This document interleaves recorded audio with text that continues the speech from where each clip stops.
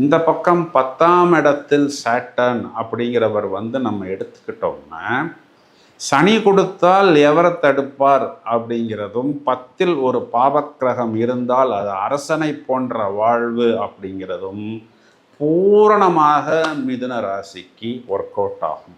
இப்போ ராசியை விட்டு குரு பகவான் இவர்களுக்கு 2ஆம் இடத்துக்கு வந்து அவர் ஜூன் மாதம் 5 தேதிக்கு மேல் சாட்டர்னை பார்க்க தொடங்கி விடுவார். இதுதான் தர்ம கர்மாதிபதி யோகம் அப்படிங்கிற அமைப்பில் வருகிறது. இந்த பக்கம் 3ஆம் இடம்னு சொல்லக்கூடிய வெற்றி ஸ்தானத்தில் இவர்களுக்கு பஞ்சமாதிபதியின் சாரத்தில் கேதுவின் பயணம், பிறகு கேது சொந்த சாரத்தில் பயணம், அதாவது மகம் நட்சத்திரத்தில் பயணிக்கக்கூடிய காலகட்டம். இப்போ உங்களுடைய ஜனனகால ஜாதகத்தில் உங்களுக்கு இந்த விபரீத ராஜயோகத்தை கொடுக்கக்கூடிய 6ஆம் அதிபதி 8ஆம் அதிபதியின் தொடர்பு, அதாவது 6ஆம் அதிபதி 8ஆம் வீட்டில் பயணிக்கக்கூடிய காலகட்டத்தில் குறிப்பாக எப்போ சொல்லணும் அப்படின்னா, ரொம்ப தியரட்டிக்கலாக பார்த்தோம்னா 6ஆம் அதிபதி செவ்வாயின் நட்சத்திரம் அவிட்டம், அந்த நட்சத்திரம் உங்களுக்கு 8ஆம் வீட்டிலும் வரும். அப்போது செவ்வாய் அவிட்ட நட்சத்திரத்தில் ஏறக்கூடிய காலகட்டங்களில் அந்த விபரீத ராஜயோகம், அதாவது ஒரு ஜாக்பாட், ஒரு புதையலுக்கு நிகரான திடீர் யோகம் அப்படிங்கிறது உங்களுக்கு கண்டிப்பாக ஏற்படும்.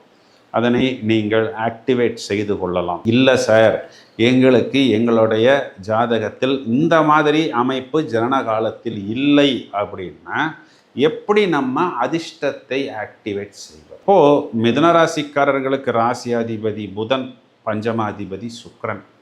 ஒருவேளை உங்களுடைய ஜனனகால ஜாதகத்தில் டேட்டிலேயோ தேதி மாத வருட கூட்டு எண்ணிலையோ நம்பர் 3 இல்லை அப்படின்னா, புதன் சுக்கிரன் கூட்டணி அப்படிங்கிறது என்றைக்குமே உங்களுக்கு நன்மை செய்துதான் ஆக வேண்டும் அப்படிங்கிறது பிரபஞ்சத்தின் விதி. அப்போது ஒரு மரகத பச்சையையும் ஒரு வைரத்தையும் ஒன்றாக இணைத்து நீங்கள் அணிந்து கொள்ளலாம். அது ஒரு கோல்டு ரிங்காக இருந்தாலும் சரி, சில்வர் ரிங்காக இருந்தாலும் சரி, இதனை நீங்கள் ஆக்டிவேட் செய்யும் பொழுது அந்த மகாவிஷ்ணுவும் மகாலட்சுமியின் கடாட்சமும் பூரணமாக நீங்கள் பெறுவீர்கள்.